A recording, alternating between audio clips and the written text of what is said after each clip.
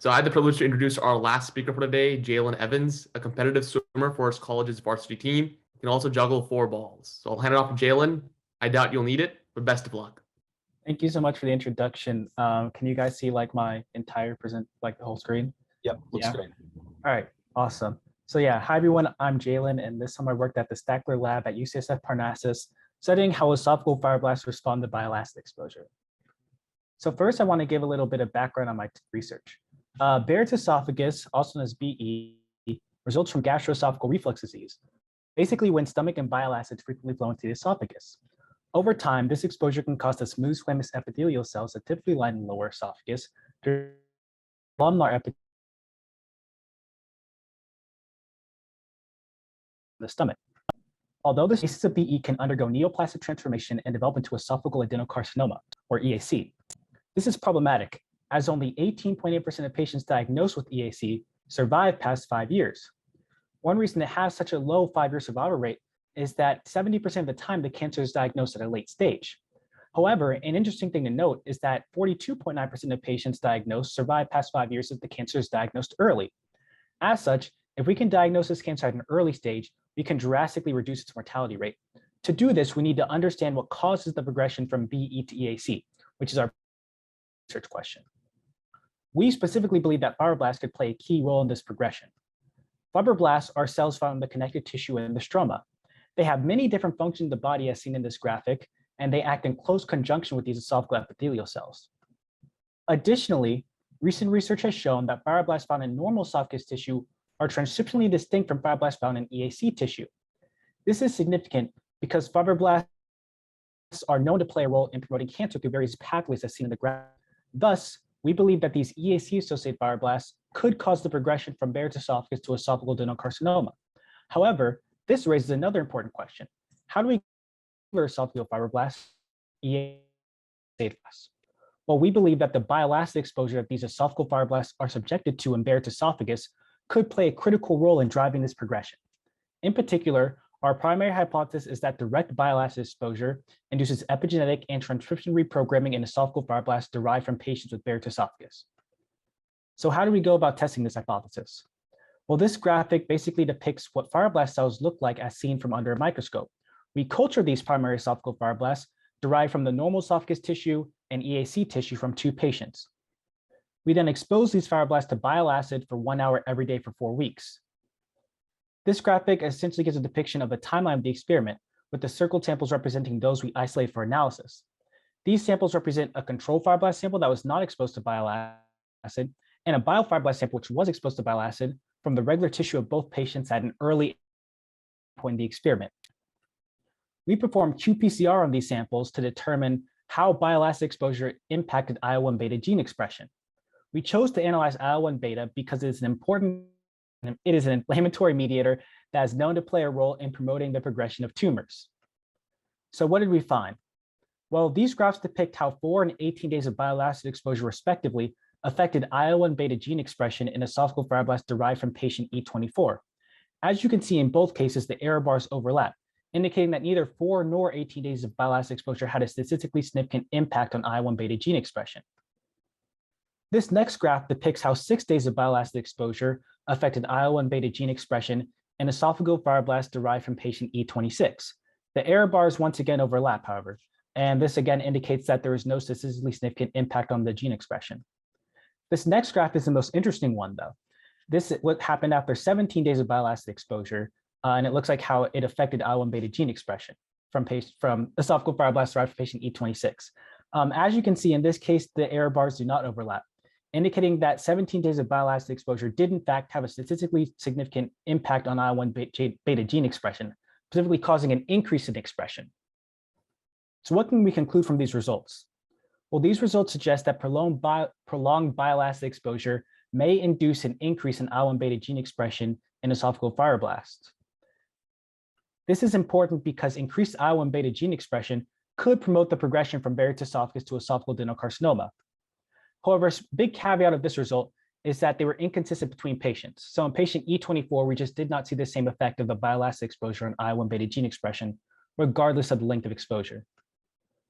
As such, we have some next steps for this experiment to gain a more general understanding of how this bile acid exposure is affecting these fibroblasts.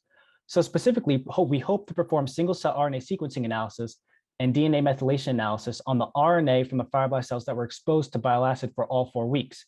In doing so, we hope this allows us to gain a more holistic understanding of all the genes to bile acid exposure affected in these fibroblasts and to determine if this exposure caused the fibroblasts to have a similar transcriptional profile to fibroblasts found in EAC tissue.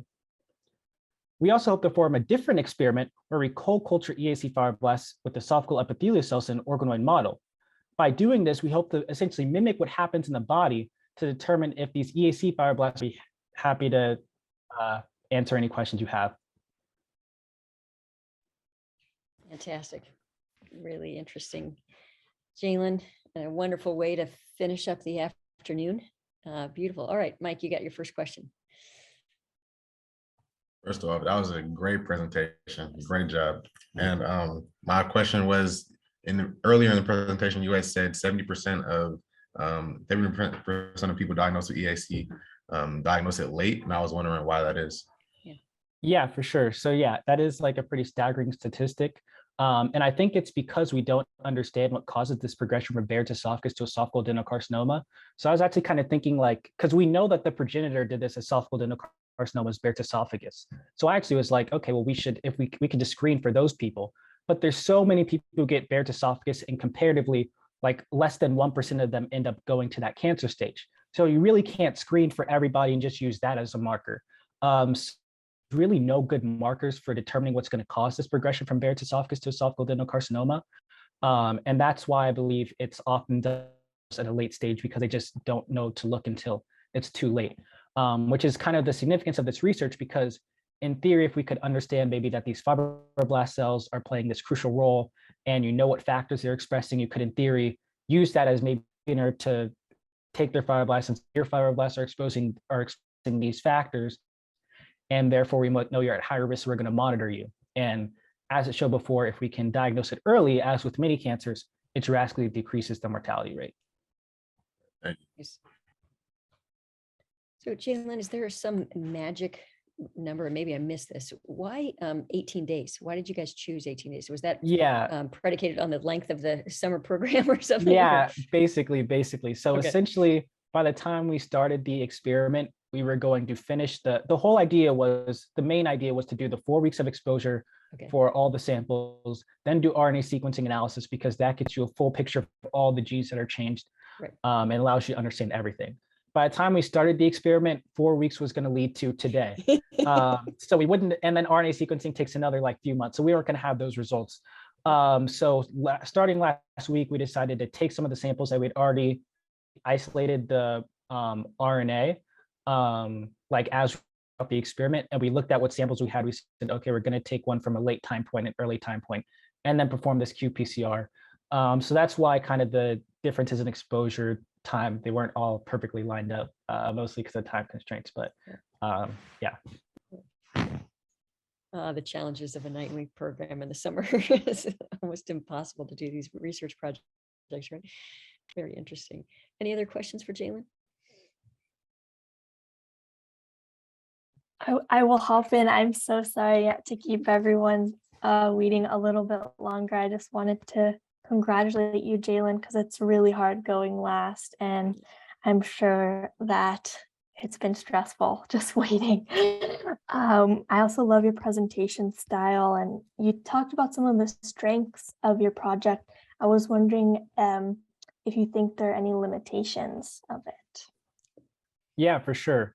I think a limitation just of my results specifically is that, as I mentioned, I was essentially doing like the RNA isolation qPCR analysis while also care of doing the regular treatment for the cells, and kind of trying to lead up and connect all of that to finish within this week. And the qPCR results, like a lot of those examples, like as I mentioned, the standard error bars overlapped, and those were like really big standard error bars. So besides in the one sample that I showed that had a significant effect, the qPCR results weren't the cleanest. So I think that's kind of, and that's why we want to do more analysis in the future, and that's not like the end of it. I think for the project itself, I guess like the whole idea was we wanted to try to like keep all the fibroblast cells like aligned in terms of their growth, and then you split them because they've grown too much. You want to keep that all like connected at the same time. But it's kind of, they all kind of grow at their own speeds, and they just sometimes do what they want regardless of how you try to treat them. So because of that, certain cells are going to have like basically certain wells had different amounts of cells as the time and the experiment went on. And as I got better at doing the techniques, I got better at that. But early on, that kind of affects things in the future. So I think just maintaining that was difficult, and they may not all, so you may not have necessarily the same amount of like RNA samples for every single one, but hopefully there's ways to control for that in the measurements, and hopefully it doesn't impact the final results too much. Excellent. Fantastic, Jalen. Answered those questions beautifully.